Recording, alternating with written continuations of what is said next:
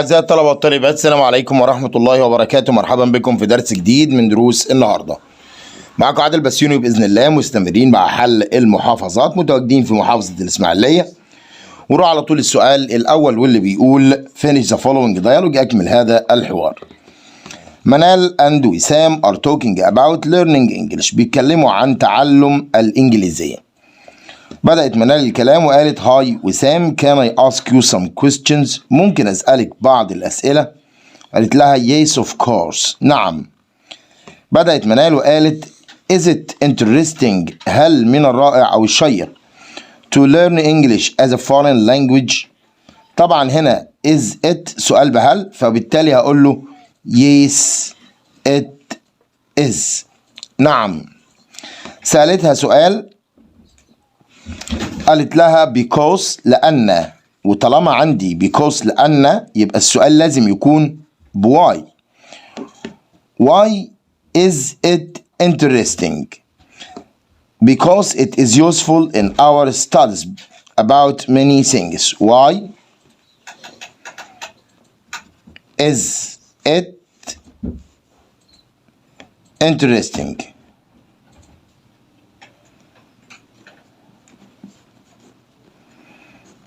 وطبعا هكمل كل الكلام ده learn English as a foreign language.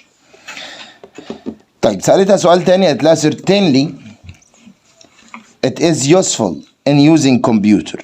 طبعا certainly كأنها قالت لها yes، هقدم المساعد على الفاعل، وبالتالي هقول ايه is it useful، هل مفيد in using computer؟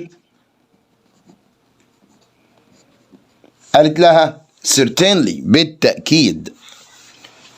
How can I improve my English؟ ازاي اقدر احسن انا من مستواي في الانجليش؟ فقالت لها you can read English stories، تقري قصص ايه انجليزية. قالت لها I see I will do my best to improve it. قالت لها I hope so، أتمنى ذلك. علشان بعد كده على طول نروح للسؤال التاني واللي بيقول read and complete the text with words from the following list. Society brings, appear, brought, feel, disappear. Children are very dear to us، الأطفال عزاز علينا. We all work hard to make them feel happy، نعمل جاهدين علشان يشعروا بالإيه؟ بالسعادة. When children are well brought up، لما يكونوا انشئوا بشكل جيد، اتربوا بشكل جيد. They will be good people that are useful to society، يكونوا نافعين للإيه؟ للمجتمع. On the other hand، من ناحية أخرى if children are neglected، لو أهملنا الأطفال many problems will in society will appear، سوف تظهر في المجتمع.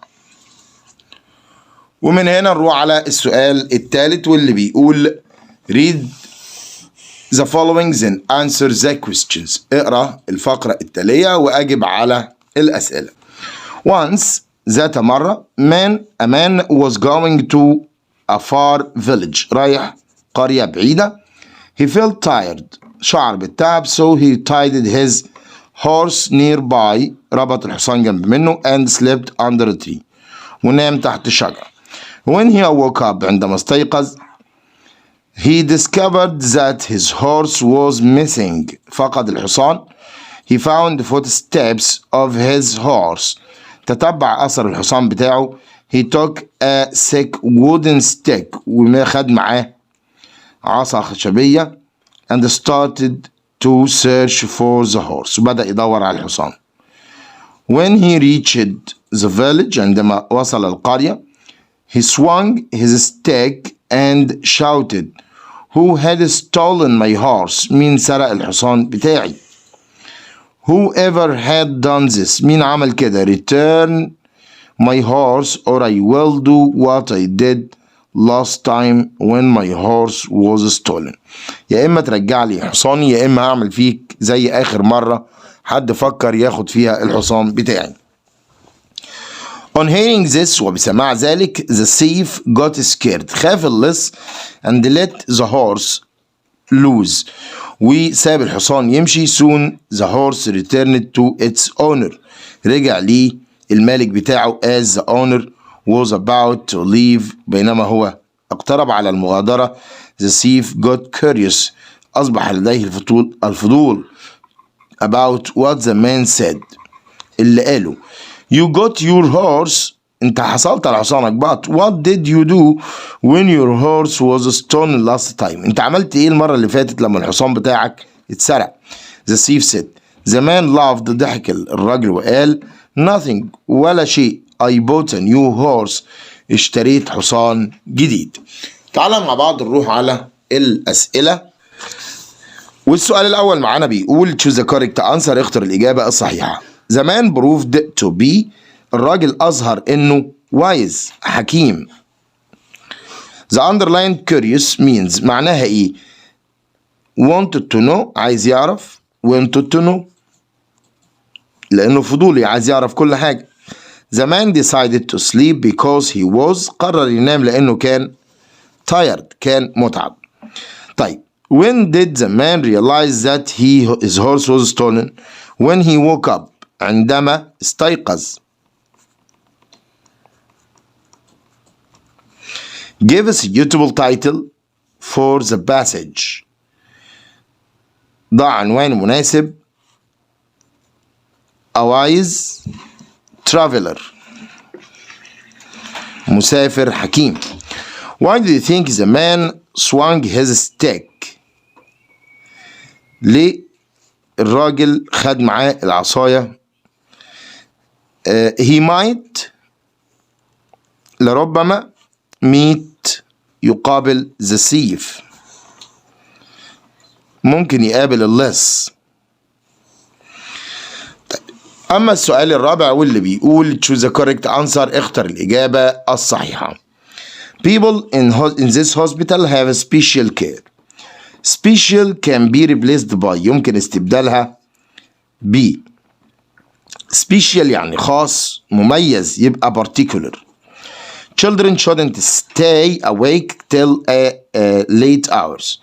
the synonym of awake يعني ايه awake؟ يعني مستيقظ. طيب المرادف ليها ايه؟ sleepless. the prefix miss and the verb misunderstand means wrongly. misunderstand يعني يسيء الفهم بيفهم بشكل خاطئ. I have just won the swimming competition. the word competition can be replaced by contest يعني مسابقة. saying unkind or cruel things about someone online means cyberbullying. التنمر عبر الإنترنت. he bought a ticket and watched the match in the stadium. this means he was a spectator. كان مشجع.